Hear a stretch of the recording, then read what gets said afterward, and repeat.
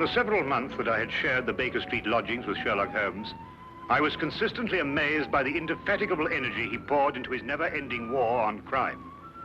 But my physician's eye could see the strain that perhaps another wouldn't have noticed. Thus it was one morning that I prevailed upon him to join me for a day in the country. All seemed tranquil at first, but I was to learn, as I did in later years, that when Sherlock Holmes did not seek trouble, it often sought him.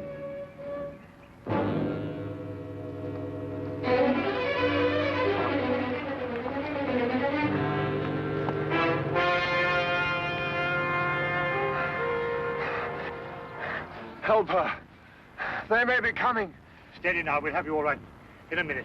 What's happened to the young lady? Who are you running from? Stark. Carroll. They tried to kill me. Out now, Holmes. Perhaps we'd better get them to London, eh? My very thought. The young lady is uninjured, but she's suffering from a deep state of shock. Come along.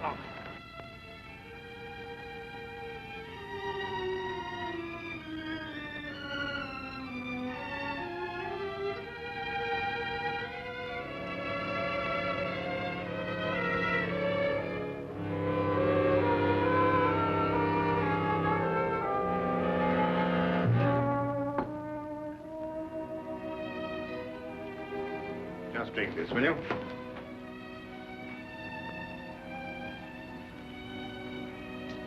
Better now?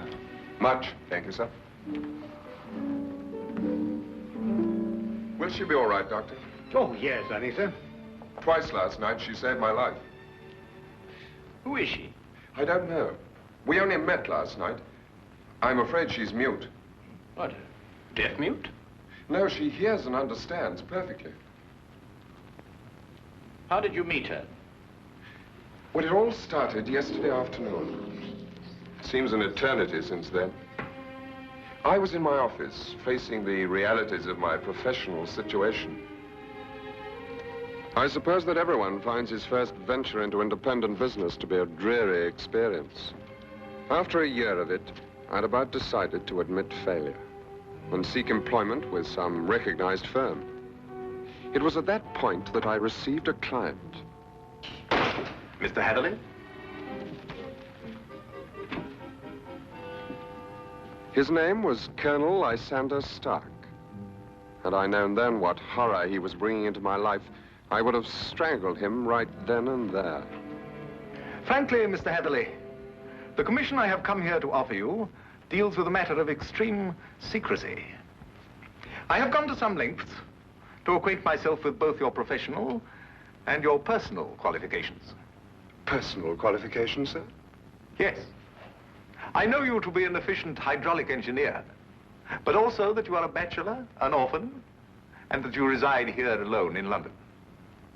Why, that's very true, but I'm afraid I don't understand. You shall when I explain the assignment. Do I have your word that our conversation will go no further than this room? Of course, sir. I shall respect your confidence. Excellent. Well, then. Does £50 for a night's work appeal to you? £50? I note by your expression that you suspect some illegality. Let me set your mind at rest on that score. Exactly what you want me to do?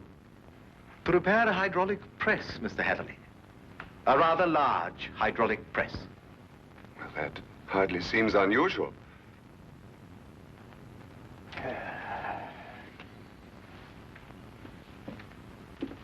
For some years, I have owned a small place in the country just outside London.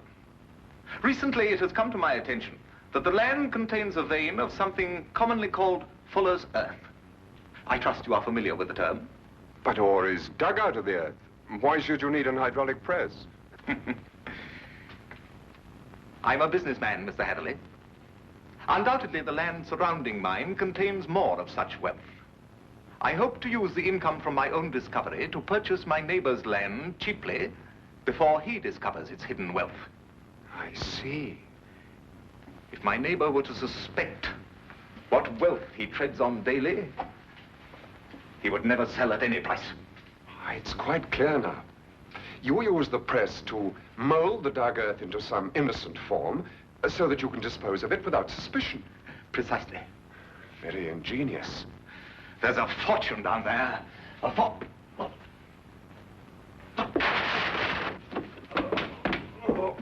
Is there anything wrong? What is it, Colonel Stark? Can I get you something?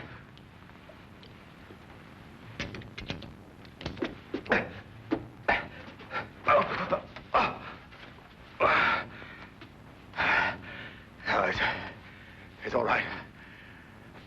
My heart. I oughtn't to get too excited.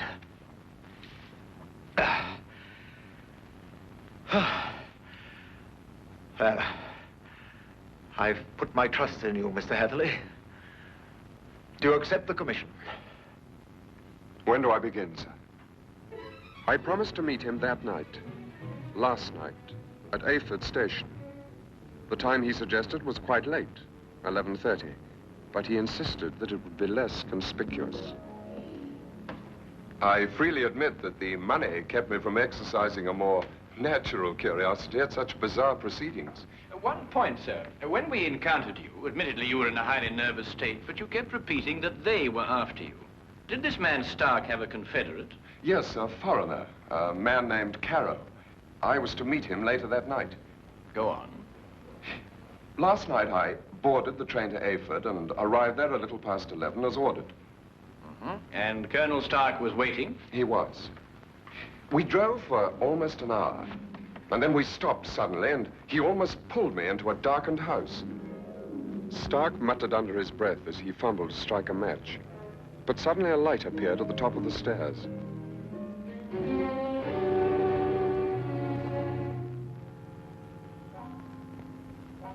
It was the first time I saw this young woman, gentlemen. Even in the poor light, beauty and fear were sharp in her face.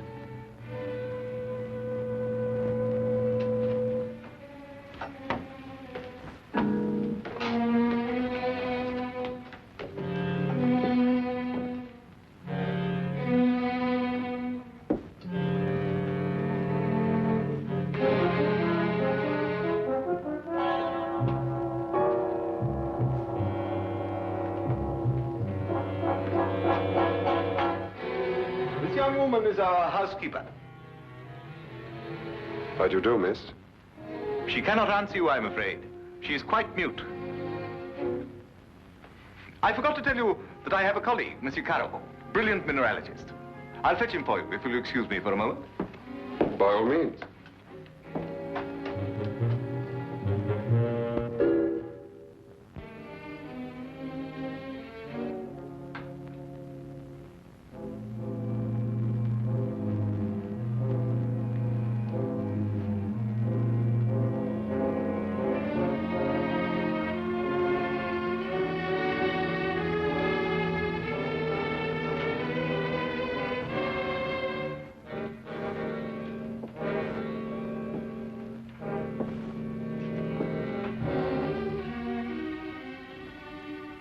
Is there anything wrong?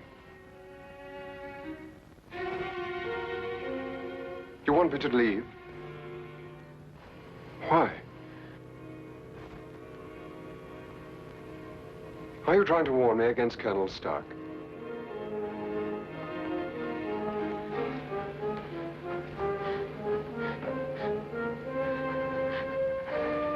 But why should I fear Colonel Stark? I only met him this afternoon.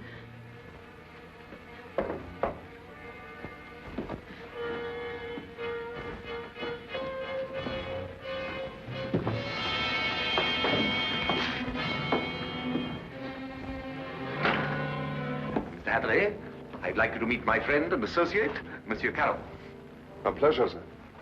Colonel Stark will show you our press and explain the difficulties we have. I'll join you in a moment. After I have arranged with our housekeeper for your stay tonight. Yes, that's a good idea. Will you come this way, Mr. Heatherley?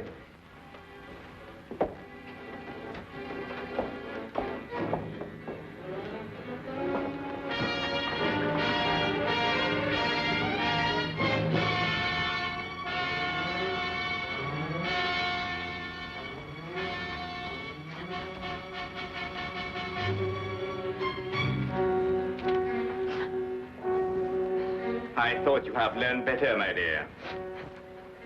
Perhaps I'll have to send you back to school.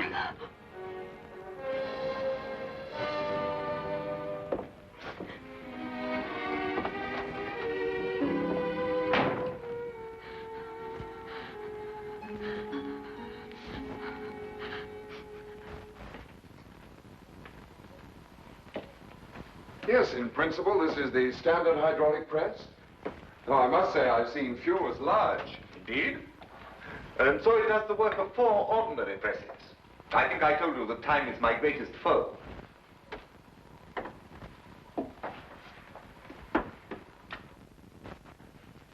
Would you bring more light, please?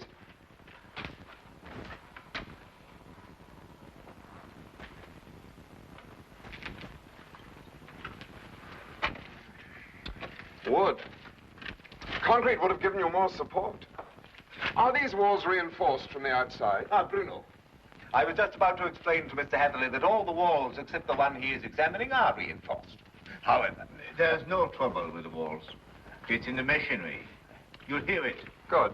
Just wanted to check up first.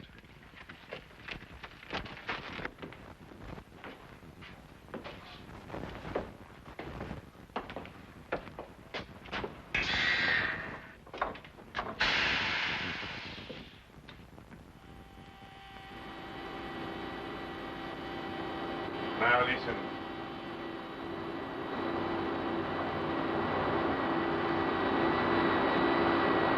Know what it is? One of the cylinders is leaking fluid, cutting down your power. Turn it off and we'll have a look at the driving rods.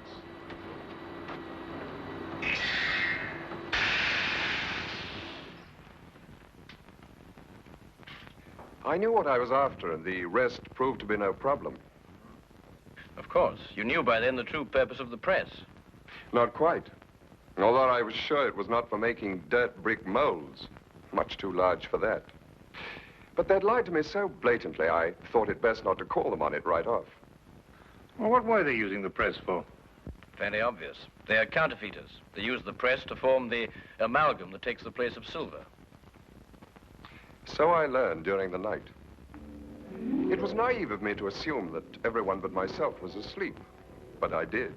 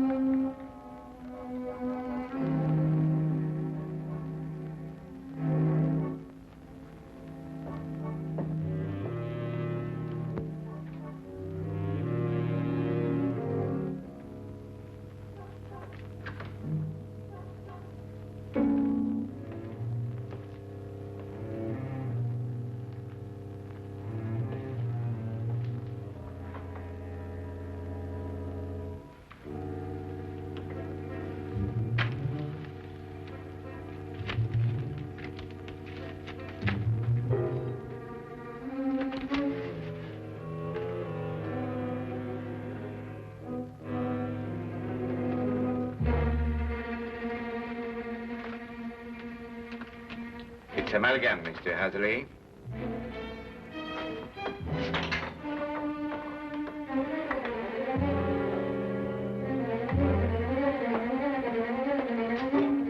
Carol, open up! Let me out of here, Carol!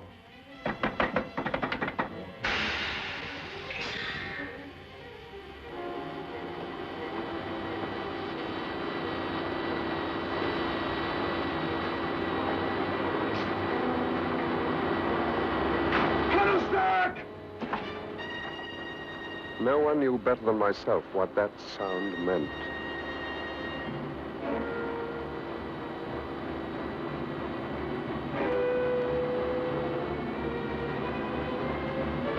Caro had started the press. Within minutes, that cold ceiling would be down with a force capable of grinding me to a shapeless pulp. And there was no way in the world I could stop it.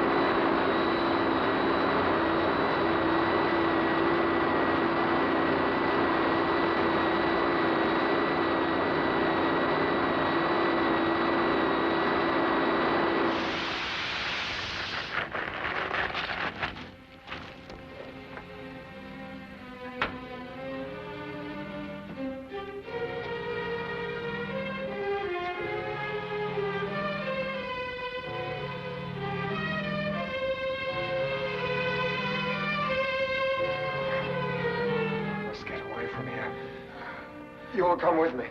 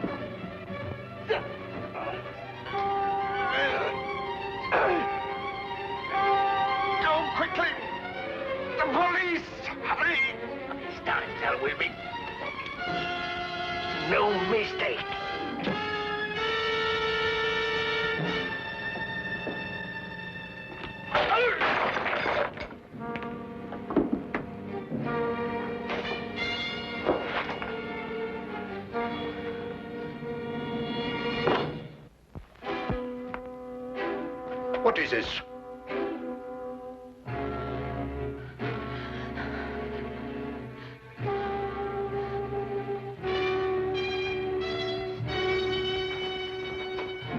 What's happened here? Bruno!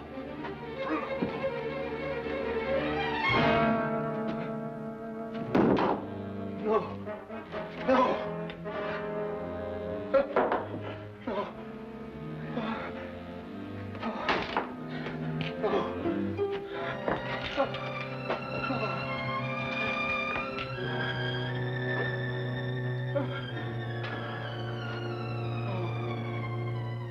That's almost the last lucid recollection I have.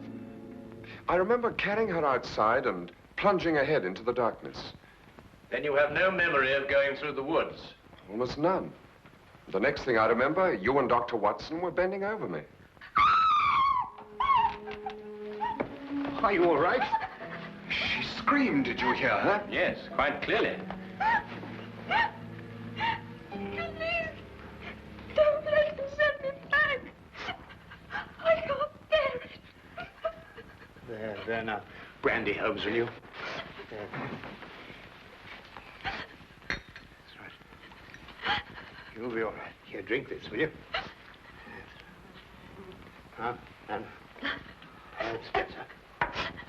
Now, tell me, do you know this gentleman? Yes, Mr. Hatherley. Oh, you can speak. Oh, why last night did you pretend? I wasn't pretending. I've been unable to speak for a year. Excuse me, Miss, Connors. Ruth Connors. Miss Connors. I gather that the events of last night gave you a shock, rather like a shock you received a year ago. Yes.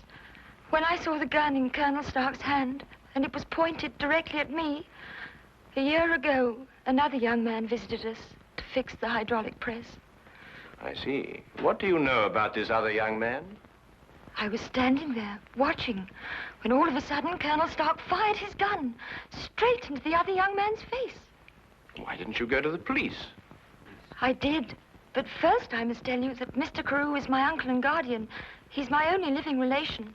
And when I witnessed the murder, he fell upon me, repeating over and over, "You must never say a word. You must never say a word." But the first opportunity I had, I ran to the police. What did they do? Nothing. Because from that moment to this, I've been unable to utter a sound or speak a word. It was as though my throat was frozen up. Incredible. I have heard of this before. The worst of it was, my uncle learnt of my attempt to inform on him and had me committed to Bedlam. The insane asylum? I spent 6 long months there, 6 horrible, unforgettable months before they released me in his custody. After that, he forced me to do his bidding by threatening to send me back. Send me back to school was the expression he used. Why, that's horrible. Very. And I think it's time we called in our old friend, Inspector Lestrade. If only to deal with this man, Carrow. You're not forgetting Stark, are you? Oh, I expect we'll find his remains, Watson. The loss of his medicine undoubtedly saved England the cost of executing him. Well, come along.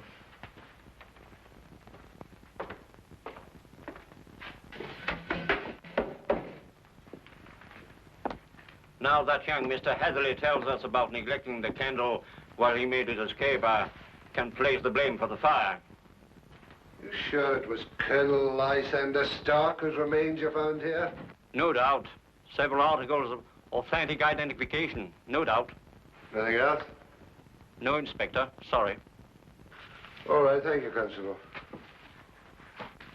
Now where's Holmes got himself to? He just went down to the station. He said he'd be back in a minute. Look here, if Holmes thinks he can do... I'm sorry to keep you all waiting. Well, everything's settled, Lestrade? About as settled as it's likely to be. Stark's dead. Carrow's escaped.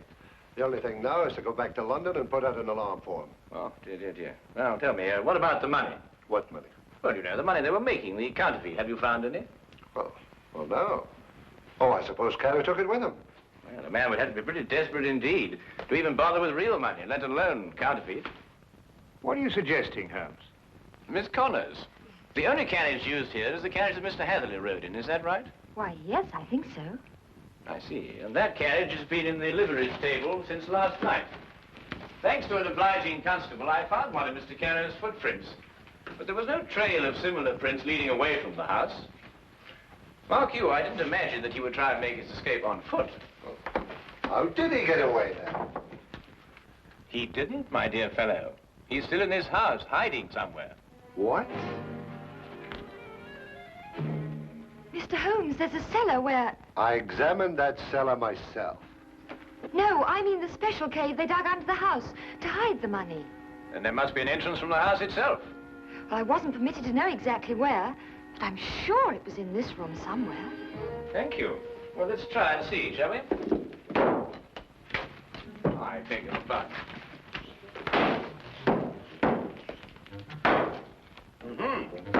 What have we got here?